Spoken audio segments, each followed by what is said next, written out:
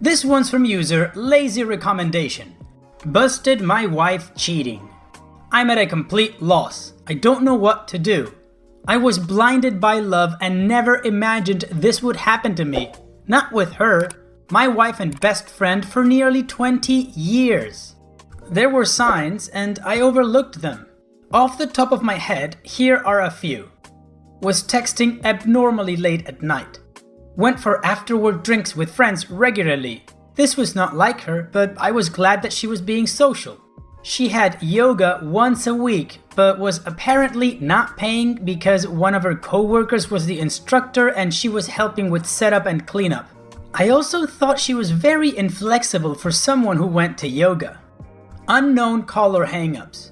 We regularly answer each other's phones if we're closer to it. Several times she had an unknown caller who would hang up as soon as I answered. We got a lot of spam calls, but usually it's telemarketer or a debt collector looking for a previous owner of the number. Rarely it's a hang-up. I work out of town and wasn't supposed to be back until tonight.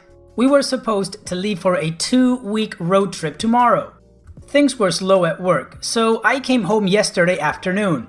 This trip was to give us a little alone time since we've been so busy with family and friends this summer. When I got home, there was a truck in my driveway that I didn't recognize. My neighbor just recently asked me how I liked the new truck, but I thought he was mistaken and didn't think much of it. As soon as I could see the truck, I got a terrible gut feeling. I love my wife and trusted her completely, but that feeling was there and strong. I snuck around the side of the house to our bedroom window. It was open and I could hear them as I got close. I looked in the window and my worst fear was confirmed. They were right there, completely naked on my bed. I walked away. I have been fighting the urge to do something that I know I will regret. I'm struggling to care what happens to me at this point. I went to my family's cabin for the night and drank everything there. Today, I was on my way home to confront her and decided against it. I'm not ready. All I can feel is anger. All I can think about is violence. I'm not in a good place right now. Not good enough to see her. I'm back at the cabin right now. I have a 60-ounce bottle of rum and have been staring at it for an hour. I want to get drunk and forget this, but I don't want to get drunk and make bad decisions. I know this is a critical moment in my life and my action in the coming days will dictate the rest of my life. That's where I am. I need help. I'm not ready to speak to family or friends, so I'm reaching out to strangers. F this world. Edit. I have decided to not drink the rum, but it's staying close by for now. I called my brother who is on his way and should be here in the next couple of hours. My wife just sent me a text saying she loves me and can't wait to go on our vacation. I haven't responded yet. I have noticed several comments and questions that keep popping up and wanted to provide clarity in addition to my minor update. If you can't tell, I'm feeling a lot better today. The pain almost completely went away. I still feel like I've been punched in the gut, but otherwise I have begun looking to the future. This doesn't seem right to me. Is this a calm before the storm, or am I just freakishly resilient? As for the questions and comments I've received, here are some cliff notes to clarify some things. When I said wife and best friend, I was referring to the two roles my wife played in my life. The other guy was not my best friend, or even someone I knew. I didn't get a great look at him, but from the quick glance and seeing his vehicle, I don't feel like it's someone I know. We do not have kids. We're planning to have them soon though.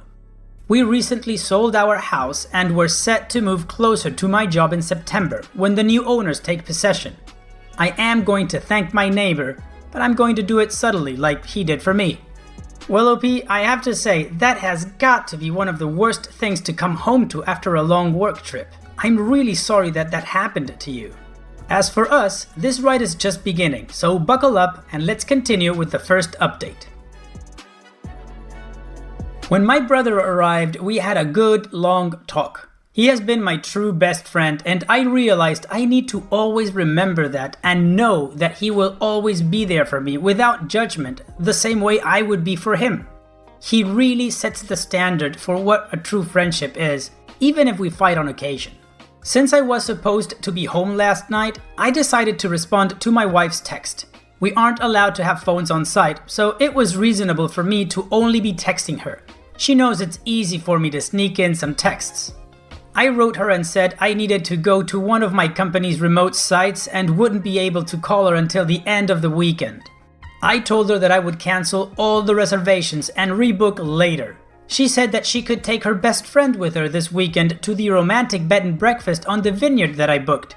I knew it wasn't the best friend she wanted me to think would be going. I told her that I already gave it to my brother and his wife since it was non-refundable and they would pay me back in a month. This morning, I cancelled all the reservations except the romantic one. My brother is coming with me. Fortunately, the hotel let us switch from the honeymoon suite to a room with 2 beds. There also happens to be a really nice lake and boat rentals nearby, so this just turned to a long overdue fishing trip with my brother. This means I am free for the weekend. I don't have to write her or talk to her for a few days, so that relieved some stress and gives me more time to think. I am currently in the mindset to get a divorce. I honestly can't see it any other way. My brother is supportive of this, but has asked me to take a few weeks and speak to someone. His wife has a friend who is a couples counselor and is willing to talk to me on Monday. I don't see it changing my mind, but at least it might help untangle some of this mess for me. I am also taking a bunch of advice on here and starting to speak to lawyers, at the very least to prepare for what I think is inevitable. I want to do this right. I've never thought of her as someone who would try to screw me over, but I also never expected her to cheat, so I think I need to be prepared for anything. Well, that was a short update, but it allows us to see what's going through OP's mind at the moment. Now, let's continue with the next update, and this one is a big one that has a lot of information. So let's continue with that now. A lot has happened in the past few days. My brother Matt and I drove nearly 5 hours to the bed and breakfast on the vineyard. I really appreciate him being there for me through this. It was more of a venting session than anything, but it really helped clear my head. We went fishing, but it wasn't good. We both caught a couple of trout that we had to release due to their size, so we had some snacks that the B&B owner gave us. Those worked out great. On Sunday, we drove back to Matt's place. He lives in the next town over from me, which is about an hour away from my place. When we arrived, Jen, Matt's wife, was there, and we all sat and cracked a bottle of white we had chilling in the cooler. This is when the weekend officially ended for me. Jen told me that while we were away, that she decided to go spy on my wife. She told me that the guy was at my place on Friday night all night. But on Saturday morning, she managed to get there just as he was leaving. She followed him home and found the apartment where he lived. My wife stayed over there on Saturday night, the same night she was sending me text messages saying she loves me and misses me. Jen said that she was splitting her time between visiting family who live in my town and stalking my wife. She said that she happened to catch my wife leaving his apartment on Sunday morning and took a few pictures of them hugging and kissing before she got into her car. I don't want to see them. That pretty much sealed the deal for me. I don't think I could ever trust her again if she can turn it on and off so easily to tell me she loves me while being with a different guy. Still, I decided that I'm not going to jump to a knee-jerk reaction based on emotions. I need to remain calm and level. That's when Jen told me that Sharon was coming over for dinner. Sharon is the counselor that Jen set me up with an appointment. To clarify, she has never met my wife and this was my first time meeting her as well. Sharon was a very nice person and we got along great. After dinner, Sharon and I went for a walk around Matt's neighborhood to walk the dogs and have a bit of a private conversation. Sharon was really helpful in the fact that she was a great listener and made me feel like I didn't need to be guarded. It was therapeutic to be that free and describing my feelings. As much as I am comfortable with my brother, this was just different and very needed. It's the same reason why I like writing this on Reddit. It's a vent session that helps me untangle some of the mess in my head. Our walk lasted an hour, and the only real advice that Sharon gave me was to not delay that conversation with my wife. She said that the longer I wait, the harder it will become to talk to her about this. She said I need clarity more than anything at this point, and my wife is the only person that can give that to me. Later that night, Jen and Matt offered me to stay with them for as long as necessary. I know that Matt and I have an expiry period for being in close quarters with each other, so I spoke to my boss, who was able to set me up in company housing. I've been staying there every second week for a while, but have to leave on off days. He managed to make it work for me to stay full-time for a few months if I needed. I decided to rebook with Sharon for later that week. I figured our talk sufficed for the first session. She agreed. I spent the night on Sunday just lying in bed thinking about how to approach this. I struggled with this because even the imaginary scenario in my head was making me angry or sad. I decided I would just wing it. I'm usually good under pressure. The next day, I woke up and said my goodbyes to Matt and Jen. I drove towards home and was thinking, what if he was there when I arrived? Then I thought that it would likely just put me back in the angry spot I was a few days ago. I decided to do a drive-by first. Neither his truck or my wife's car were there. I went inside and grabbed a bunch of essentials and things I don't want to part with, and then headed over to the guy's apartment. Her car wasn't there either, but his truck was. I decided to write her to see where she was. She said she was getting groceries. I trust her so little right now that I drove by the grocery store and actually confirmed she was there. I feel so dirty admitting that I did that, but my trust is broken and it's the only way I can be certain of anything. I wrote her again and told her to just come home because we need to talk. She wrote back, "What's wrong?" I just responded and said she needs to be ready to be honest, and then turned my phone off. She got home 15 minutes later. When she came in, she came over to give me a hug and a kiss like she does every time. I turned away from her. She asked me again what was wrong, so I told her that she needs to start being honest with me. She played dumb and said she had no idea what I was talking about. I said, "Okay, if you can't be honest, then I'm leaving." She started panicking at this point and said, "Are you talking about yoga?" I figured it was a start. I asked her what she was talking about, and she told me that she hadn't been going to yoga. I said, "If you weren't going to yoga, then where were you going?" And she said that she was taking walks to relax because she'd been so stressed lately. To which I asked about what had stressed her so much and why did she feel the need to lie to me about what she was doing.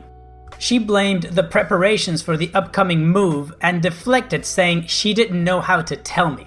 So I kept pushing and said, "So lying was the decision you made? What was your concern with telling me that you were going for a walk to de-stress?" She said that she didn't mean to lie and that she was worried that she'd be adding to my stress. To which I said that I wasn't stressed and it seemed like she was not telling me everything. She gave me a surprised, "What do you mean?" I looked at her and said, "I think that you're lying about more than just skipping yoga. I am asking you again to be honest. You've already lied to me, so this can't work if you keep lying." She tried to deflect again, saying she didn't know what else to say, and followed up with, "Oh, are you talking about last weekend when I went for drinks with some friends and came home late? I had a feeling that bothered you." I had no clue that she went for drinks, or was out late. I was at work a couple of hours away, so I asked her if that's what she really did or if she was lying again. She clarified that she went for drinks that night, but she didn't see the best friend she supposedly was with that night. So I followed up asking who did she see, and she said, "No one, I just drank alone." Of course, I wasn't buying this and my patience was running thin. So I asked her if that's a thing now, that she's drinking alone. To which she responds with, "Yeah, maybe I have a problem." I tell her to put a pin on her drinking problem and that she has one last chance to be honest or I was leaving. She looked at me and said she didn't know what else to say, so I just got up and left. Usually, when we have an argument, I go for a drive to get away from her. She probably thought this was the same. Then, she realized I took my clothes and toiletries, as well as the Xbox. That's when she began blowing up my phone. I told her that I gave her a chance to be honest, and she didn't, so there's nothing left to say. She begged and pleaded with me to come home to talk about this in person.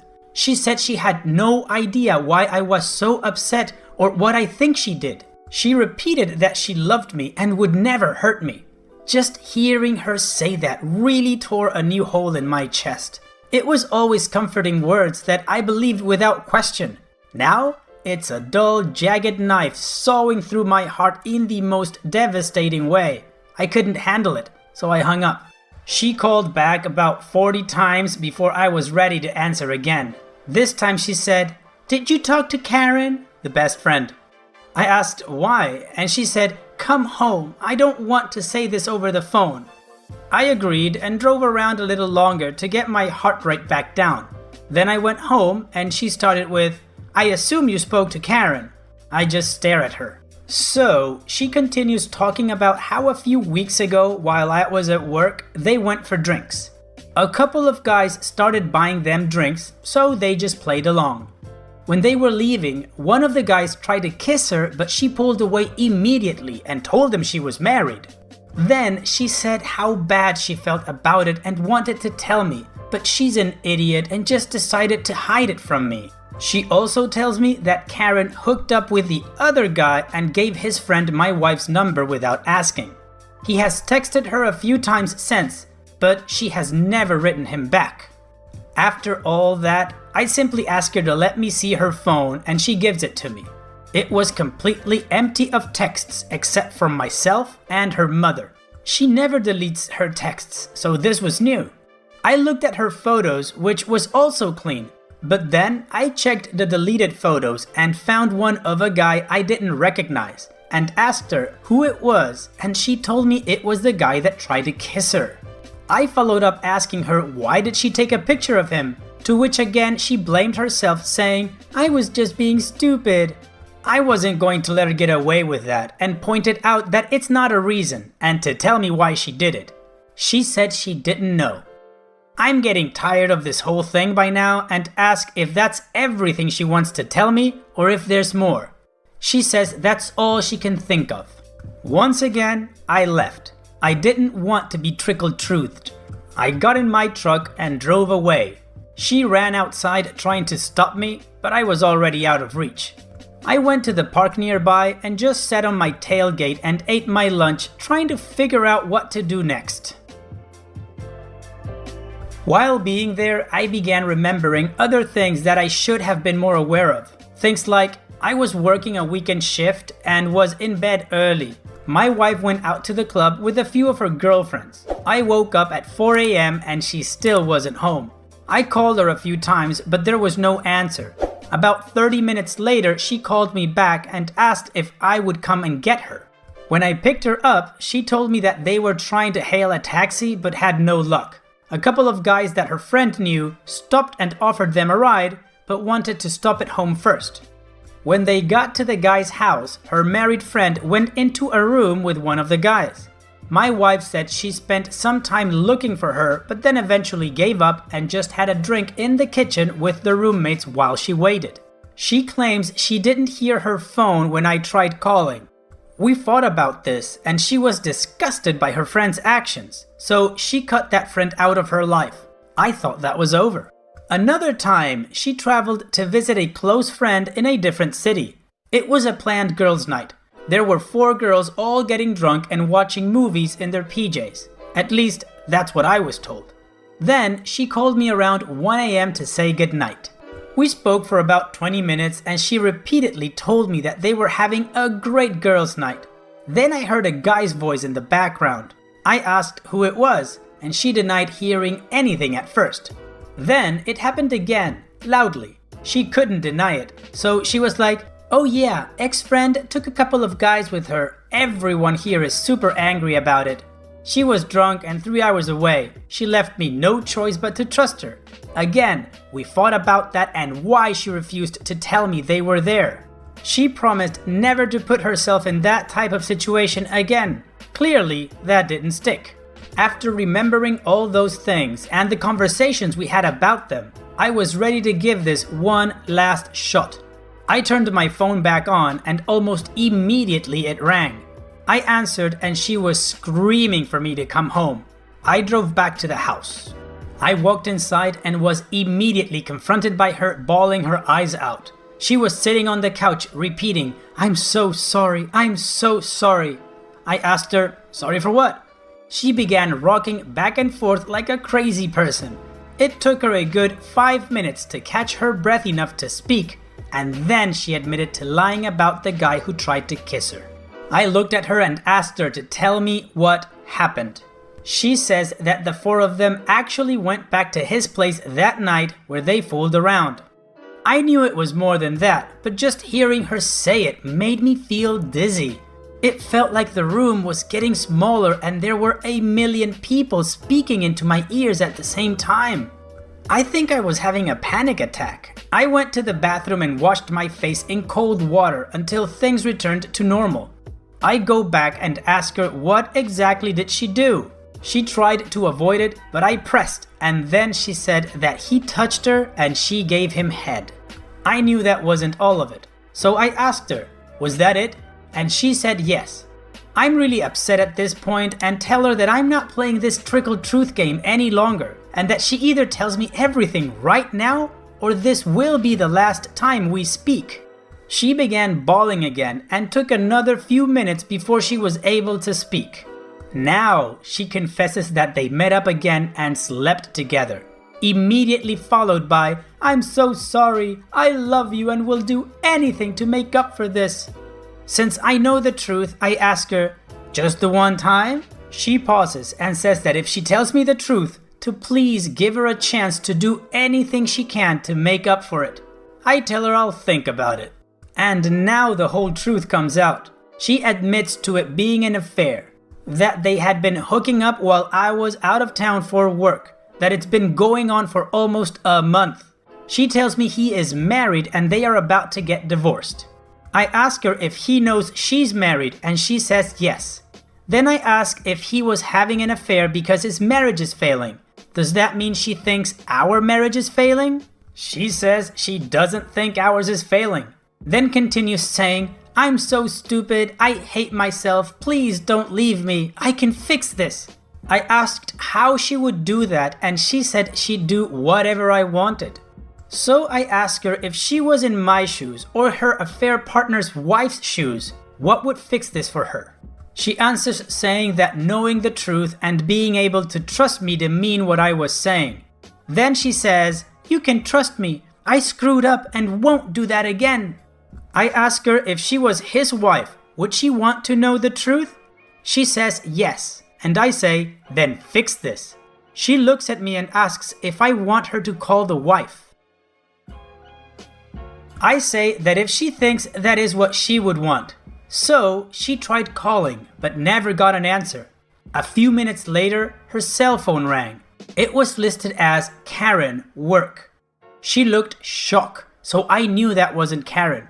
I asked if that was him. She said it was. I answered, and being the coward he is, he said, "Whoops, I must have the wrong number." I said, "No. This is the husband of the girl you've been cheating with. I'm going to let you speak to her because she has something to tell you." I passed her the phone. She says that she told me everything, that I know the entire truth, that they're done and it was just a fling and now he needs to never contact her again. I asked to see the phone before she hung up and asked him what divorce lawyer he was using, to which he replied that he's not getting divorced. So I asked him why he told my wife he was, and he said he didn't. Then I asked to speak to his wife because I felt she had as much right to know about this as I do. He replies, "Please man, I didn't know she was married. Don't ruin my marriage over a mistake." And I respond back that he ruined mine over a mistake. It's only fair that I tell his wife. He pleads back for me to please not tell her, that she was at work and that he would tell her everything when she got home. I said, "Okay, you do that," and hung up. Then I turned to my wife and asked her if she knew where his wife worked and her name. She did. I had my wife call over and ask for her at work. She did get her on the phone and told her to take a seat. This woman said that she was just getting ready to leave for the day and she would call my wife back from her car. She did. The first thing she asks is what's going on, and my wife tells her that she has something terrible to tell her and that she didn't want to cause any accidents and begged her to please not drive. Obviously, the wife gets scared and asked if something happened to a fair partner. My wife lets her know that he's fine and in their apartment at the moment. Then my wife continues saying, "I'm just letting you know that we have been having an affair for a month now. I'm coming clean to my husband right now and thought you should be given the same respect." A fair partner's wife went silent for about a minute, then said that if this was some sick joke, she'd find out who she was. Then she hung up. Not even 10 minutes later, my wife got a text from Karen, work, saying, "Thanks, you just ruined my life." I grabbed the phone and wrote back, "You just ruined 4 lives and 2 marriages. Don't forget that this was your fault, you piece of crap." For the next hour, my wife begged and pleaded with me to stay with her. She offered counseling, she offered to never leave my side, she even offered me sexual favors. This was everything that I expected thanks to the comments in here. She then said we should go on that vacation, her treat. We need time away was her reason. We need to spend some quality time together because my work schedule has been pushing us apart lately. Also exactly what I expected her to say. She wasn't expecting me to tell her that I went anyway. She also wasn't expecting me to tell her that I already have counseling booked for myself. She definitely wasn't expecting me to tell her that I busted her on my very own bed. I could only imagine she didn't expect me to have a place already lined up to stay. When I told her all of that, she fell to the floor bawling. She started saying how she doesn't deserve to live. She told me I should just end her right now because she's too terrible to be with anyone. It went on like that for a while. I stayed for a total of 4 hours listening to her make excuses, then try to hug me or cuddle me or even give me head if I would just stay and work through this with her. In the end, I called Karen and told her that her cheating friend is suicidal and that she should come keep an eye on her. Then I left. It's been almost a full day since that went down and I haven't spoken to her since. She has been calling and texting me all day. Her friends and family have been calling and texting me all day. Everyone has a different excuse or a different plea for empathy. Her father is the only one who wrote me and told me that I need to do what is best for me and that he will always love me like a son no matter what happens. Reading that was what made me have a good cry for the first time since all of this began. I meet with Sharon, my counselor, tomorrow and a lawyer on Thursday. I think I know where this is going, but until it happens, I am just not sure about anything. I'm sorry for the overly long-winded story. It just helps to vent in this way. Again, I really appreciate all the comments and the messages. The people sharing their own stories like this are really helping me feel less broken and giving me more hope. I sincerely appreciate everything you've all said and done for me. And that was it for that update. We have one more final update about this story and then I'm gonna give my commentary. The only thing I'm gonna say now is that I think OP did a great job at getting the truth out of his cheating wife. So good for him. Now let's move on with the final update. This past week was very eventful. I've been going back and forth between camp and my brother's place. I'm trying to be as little a burden on them as possible, so I only stay on nights when I have an early appointment. My company has allowed me to take a few weeks for personal time, which has been an amazing help. I have continued visiting Sharon, the therapist. I've seen her a total of 3 times now. I personally am in a better state of mind than I was last week. So while I don't really think our visits are that productive, I think it's a good chance to clear some thoughts I have in my head. For that reason, I will keep going for now. I spoke with a lawyer last Thursday. With their direction, I made a list of all assets and finances, including debt. I then went to the bank and asked them to put a stop on our accounts. That doesn't allow anyone to withdraw money without the other person present. We both have our pay deposited into our personal accounts, so this won't stop either of us from accessing new money, just the old and shared money. The lawyer did suggest that I don't confront her until I served her the papers, but it's already too late for that. For the duration of the week, I was receiving calls and texts pretty much constantly from my wife, her family, and her friends. This past weekend, my sister-in-law organized a family get-together at the cabin. I went and had to drop the bombshell on my family. At least it's out in the open now and I can include them in my recovery process. Things were going as great as can be expected until Saturday night. At around 8 p.m., I was sitting around the fire with my brother and dad when my wife's car pulled up. My brother Matt told me that he would take care of it. My dad and I decided to go for a walk around the property, out of sight from the driveway. We were barely in the forest when I could hear my wife screaming at my brother to get out of her way. She had a couple of her friends with her and they were yelling at Matt as well, telling him to mind his own business. He made a valiant attempt, but ultimately they were too much for him to handle.